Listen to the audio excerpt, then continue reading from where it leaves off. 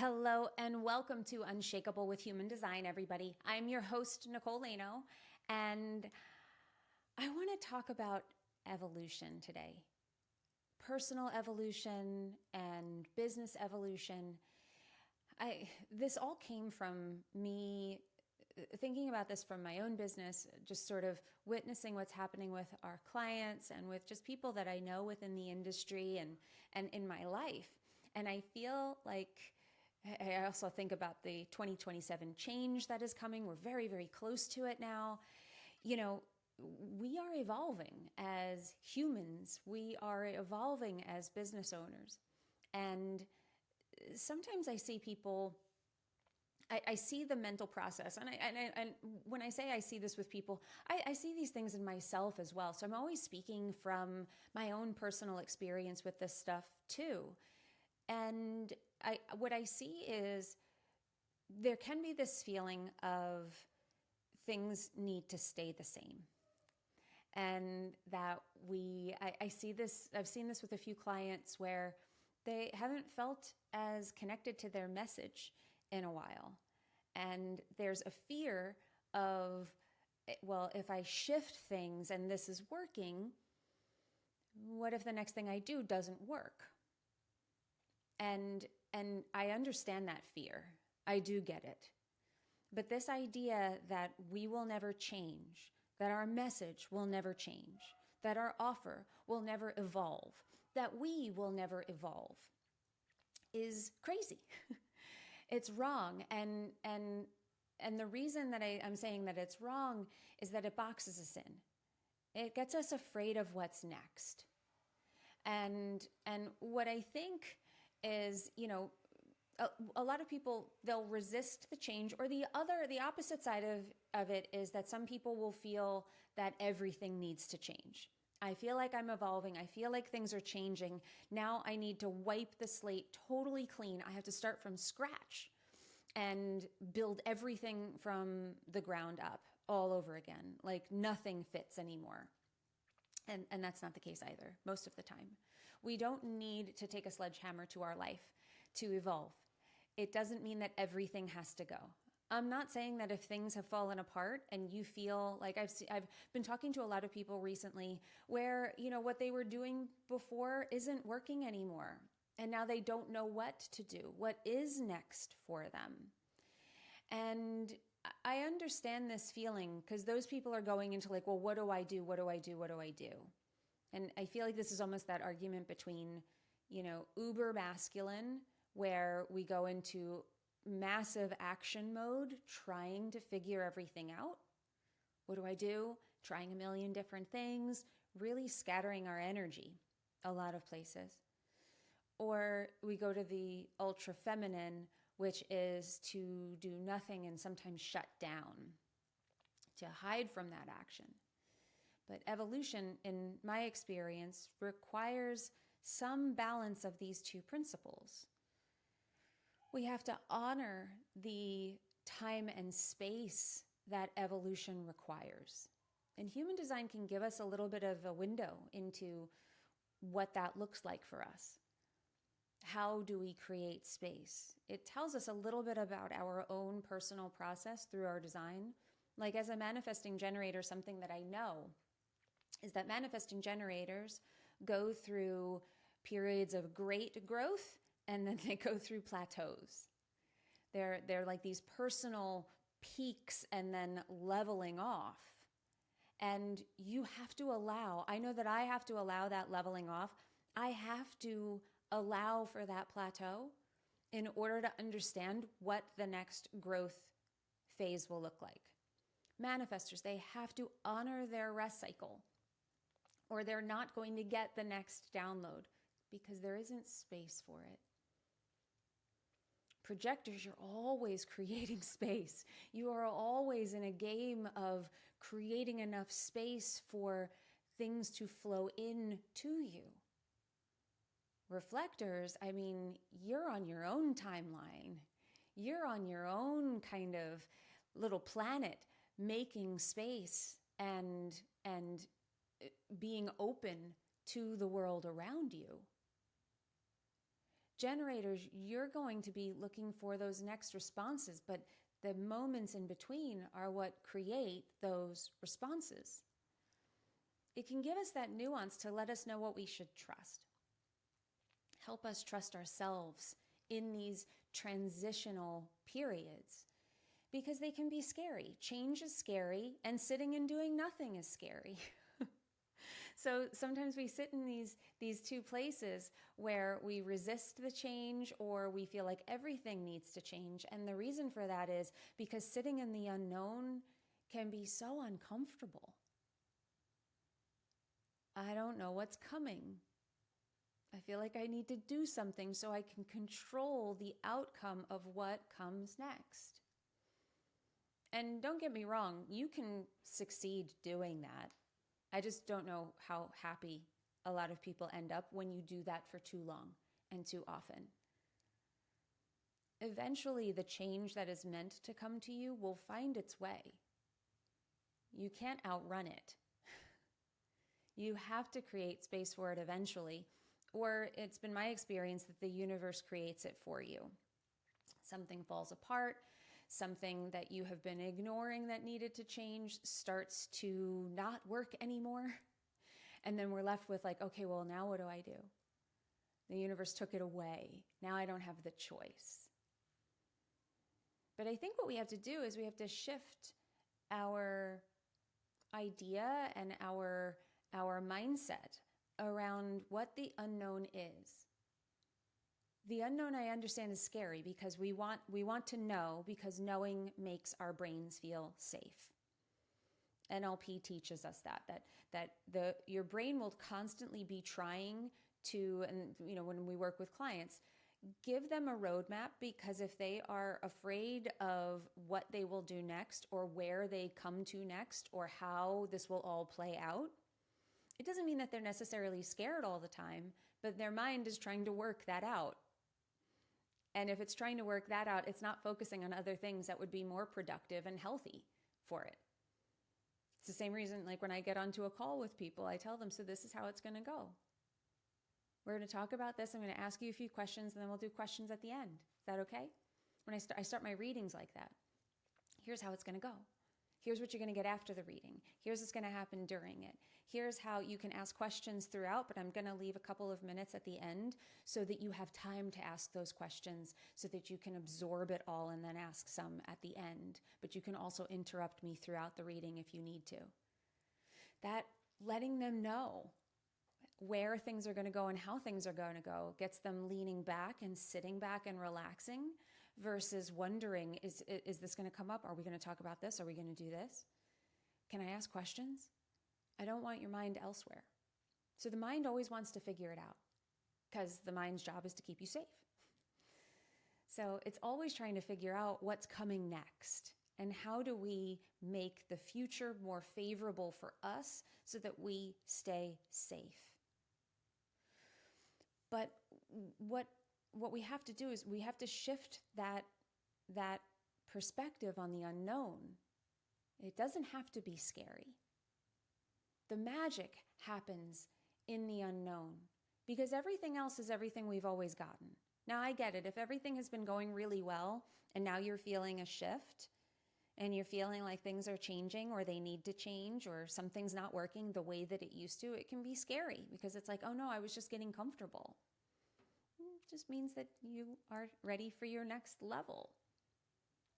And if you're listening to this show and you're a human design enthusiast, or you're an expert, or you're an entrepreneur who's looking to feel more connected in their work, I get it. You're on an evolutionary journey. If you were satisfied with the same thing day in and day out, you would just go get a job. You would just go do what everybody else is doing, but you're not. You chose this. You chose the unknown. And that's awesome. But now you have to keep choosing it. You have to keep choosing the magic versus the scary mystery. You have to keep choosing yourself in that moment. And this is why evolution requires this kind of balance of space and action, of masculine and feminine. These principles, They need to be balanced, or we end up in a hyperactive state of one or the other. Hyperaction, where we're just scattering that energy like I spoke about before, or we are retreating and resisting and fearful of taking action, of really going out and doing anything. But what I found is that the more curious we become about ourselves, the more aware we become of what is happening in the moment. The truth, I am uncomfortable. I'm scared. This is the work that I do with EFT. So much of it is honoring where you are right now and coming to terms with that, clearing the energy around the emotion so that it can just be pure and you're not led by that emotion and it's not driving you and there isn't fear bubbling under the surface, because when we have fear bubbling under the surface, we start to get more of the things that we were scared of happening. They start to show up for us because we're operating in that field versus the field of possibility. Your evolution can be anything that you want it to be. This is what the embodiment journey is about. Embodying possibility, embodying your gifts and your way so that you are guided on your own path. You're not looking to the outside world wondering, should it be like that? Should it look like that? Should I do what she did? That can all be data. That can all be really exciting, interesting things for you to chew on. But I know when I get ideas about something, as an emotional authority, I have to wait. So I might hear something that sounds really good, but my process is to hang out with that for a while and then see, do I get something to respond to later on that drives me to take an aligned action versus me just saying something's got to change. I heard about this idea. She said it worked for her. I'm going to go do that thing. That is probably going to get you, it's like a one-way ticket to burnout town. And usually the results are not anywhere near what we want to make them. It's not calculated enough. It's not inspired enough, to tell you the truth. It's coming from a place of lack. I'm scared that what I'm doing now won't work, so I'm going to change to doing the thing that that person said worked. And I'm going to do that thing. And I'm going to do it quickly because I'm so afraid. When you're in that energy of fear, we get more of what we don't want. If you're in the energy of lack, you will start to see lack all around you. You will start to feel that. You will start to experience that. This is why embodiment is more than understanding.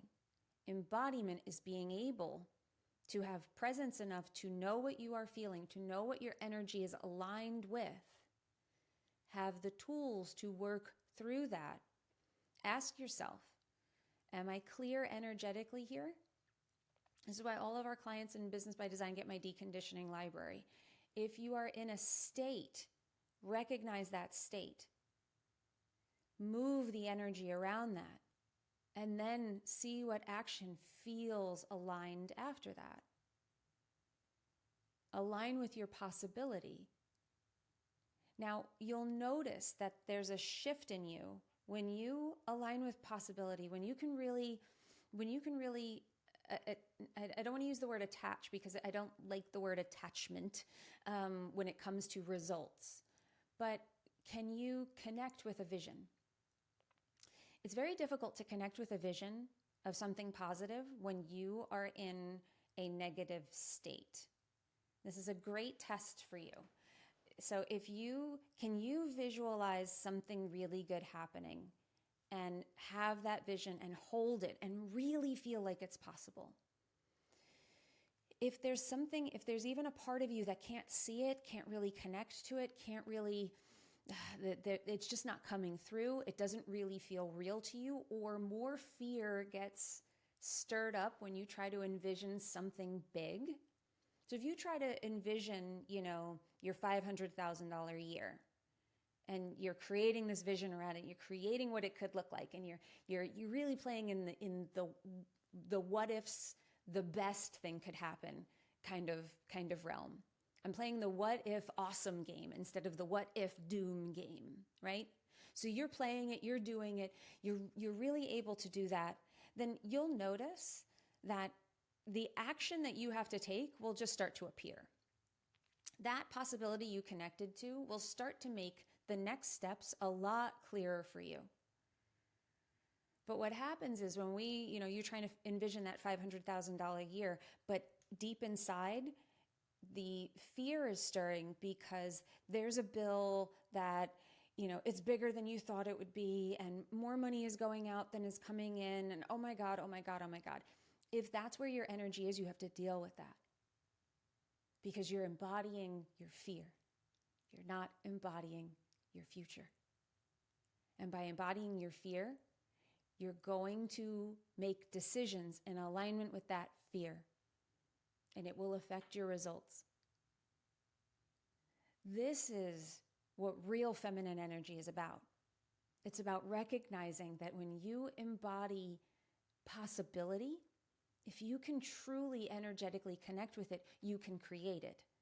Those questions about what am I going to do, they start to go away. I'm not saying instantly. And this is the thing. The part of you that wants instant results and instant action and instant answers is a less evolved version of you than your highest self. Your highest self is not anxious. She's not scared. She knows that what she embodies and is energetically a match for, she will get. So your first job has to be to become the energetic match for what you want and recognize how you might be already an energetic match for what you do not want. And we're all going to have times where there's going to be some times where this work feels so easy. This work feels so it's like, this is who I am. I embody this higher level version of myself. I embody all of this stuff. We're like, it's all working. And then there are going to be periods where this is more challenging for you than before. This is why there is no one tool for entrepreneurship. There is no one thing that you need to learn. You have to become the next level version of yourself. The greater results and opportunity you want to bring in, you have to raise yourself to the level of those results and those opportunities. When we talk about being the version of yourself who has those things already, that is about adjusting, regulating, and expanding your nervous system to handle what's happening in the here and now and still believe to a cellular level that everything you want is coming to you. This is what it means to be unshakable. It's what I named the show for a reason, because this work makes you unshakable. Even in periods where it's extremely difficult, you can find yourself, you can find your way back to that centered place where anything can happen, where you get to choose what life looks like and really feel it and start to see things turn around. So we have, I want to call out that we have these beautiful one-on-one private retreats with me here in Austin. If you're looking to really connect with both the masculine and feminine in your business, you don't have to have a business to do one of these because it's completely private and totally curated and customized to you. But if you're interested in coming to Austin, Texas, with me, spending 2 days with me, having a private call with me prior to prepare and to set goals and intentions, meet with me for 2 days, be put up in a beautiful place here in Austin, Texas, have an entire weekend with me curated.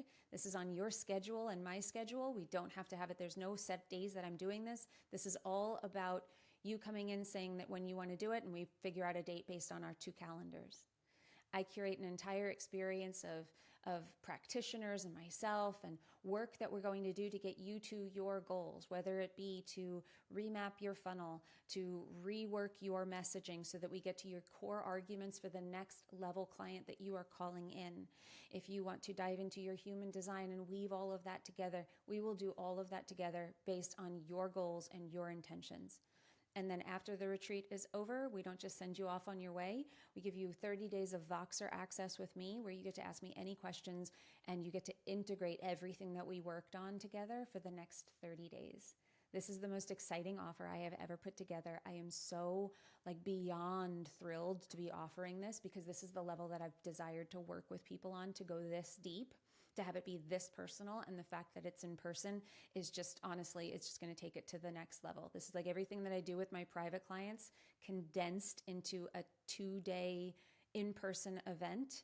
And then that integration period, I get to do that. So in a month, we can transform you and your business. I'm so excited about it. If you're interested in applying for this, please DM me the word retreat or go to NicoleLano.com/retreat and you can fill out the application and we will get back to you with details. All right. I hope to see you in there. Thank you so much for being here. I appreciate you. And remember, in order to have an unshakable business, you must first become an unshakable human. So thanks for letting us help you become unshakable with human design. We'll see you next time.